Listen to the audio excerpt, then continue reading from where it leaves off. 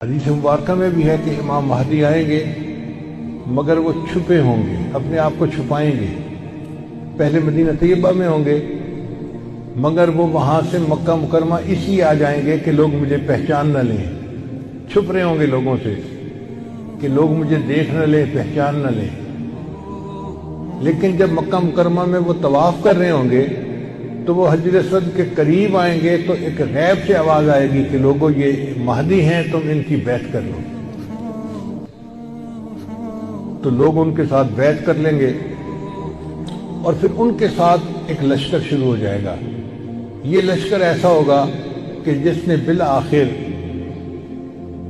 بیت المقدس کو فتح کرنا ہے۔ حدیث مبارکہ میں ہے